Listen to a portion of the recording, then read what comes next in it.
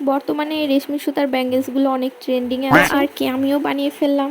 তো ফার্স্টে আমি 3টে চুড়ির বেস নিয়ে নিয়েছি, ठीक है। একটা ফ্ল্যাট মোটা চুড়ি আর 2টা চিকন চুড়ি নিয়ে নিয়েছি। এখানে জলপাই কালার এবং স্কাই ব্লু কালারের কম্বিনেশনে একটি চুড়ি। জলপাই কালারের সুতাটাকে ভালোভাবে অ্যাসেম্বল করে নিয়েছি। এখানে আমি সুতা অ্যাসেম্বল করার জন্য অ্যাক্রিলিক গ্লু ইউজ করেছি। অনেকেই মনে করে রেশমি সুতা দিয়ে কাজ করা হয়তো বা অনেক কঠিন, বাট ট্রাস্ট মি, এটা অনেক ইজি।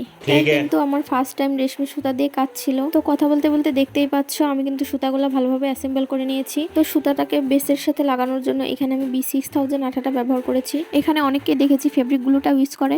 আমার কাছে পার্সোনালি মনে হয় ফেব্রিক গ্লু দিয়ে আটকানো একটু ঝামেলা। B6000 আঠাটা দিয়ে কয়েক সেকেন্ড চেপে ধরে রাখলে একটু সহজভাবে লেগে যায়। এইটা দিয়ে একটু সাবধানে কাজ করতে পারলেই পরবর্তীতে সাদা সাদা হওয়ার ভয়টা আর থাকে না। একটু বেশি প্রশংসা করে ফেলছি। আঠা কোম্পানি কিন্তু আমাকে কোনো ভুল দেয়নি, তোমরা আবার তাই বলো না। একটু মজা করলাম আর কি, তোমরা আবার কেউ সিরিয়াসলি নিও না।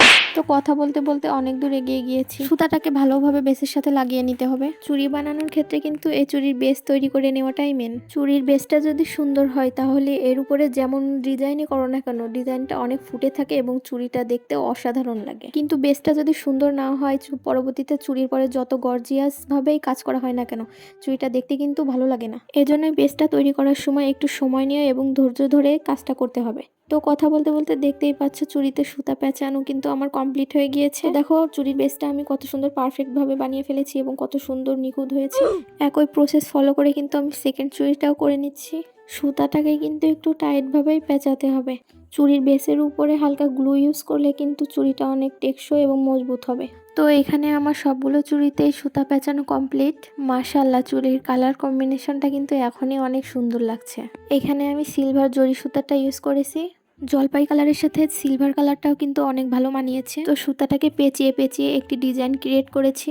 তো ডিজাইনটা কিন্তু আমার আবিষ্কার করা না, এটা আমি অনলাইনে দেখেছিলাম। চুড়ির ক্ষেত্রে কালার কম্বিনেশনটাও কিন্তু অনেক ইম্পর্টেন্ট। প্রথমত কাজের ফিনিশিং ভালো হতে হবে, অ্যান্ড সেকেন্ড কালার কম্বিনেশনের প্রতি ধারণা থাকতে হবে, তাহলে একটি সুন্দর চুড়ি আবিষ্কার করা সম্ভব।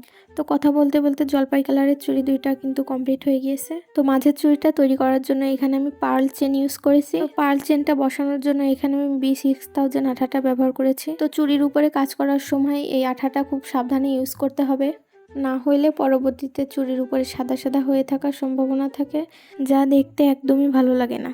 তোমরা এখানে B6000 এর জায়গায় ফেব্রিক গ্লুটাও ইউজ করতে পারো। পার চেনটা বসানোর পরেও কিন্তু চুড়িটা এমনিতে অনেক সুন্দর লাগছিল।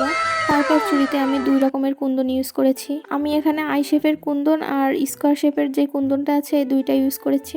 চুড়িতে pearl chain, stone chain, kundan, তারপর ঝুলুরি এইসব ইউজ করলে চুড়িতে এমনিতে একটি প্রিমিয়াম লুক দেওয়া যায়।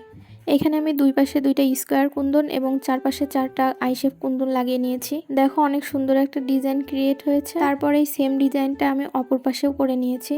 আমার এই সুন্দর কাজের জন্য হলেও কিন্তু আমি একটি ফলো ডিজার্ভ করি, তাই না? তো কথা বলতে বলতে আমার চুড়ি কিন্তু প্রায় কমপ্লিট হয়ে গিয়েছে। চুড়িটা আপনাদের সকলের কাছে কেমন লেগেছে কমেন্ট করে জানাতে কিন্তু ভুলবেন না। এই চুড়িটি যদি কেউ অর্ডার করতে চান অবশ্যই আমাকে ইনবক্সে নক করবেন। এই চুড়ির কালার কম্বিনেশনটা আপনাদের কাছে কেমন লেগেছে অবশ্যই কমেন্টে জানাবেন। তো ফাইনালি আমার চুড়িটি কমপ্লিট হয়ে গিয়েছে। আশা করি আপনাদের সকলের কাছে অনেক ভালো লেগেছে। এতক্ষণ আমার সাথে থাকার জন্য ধন্যবাদ সবাইকে। আল্লাহ হাফেজ।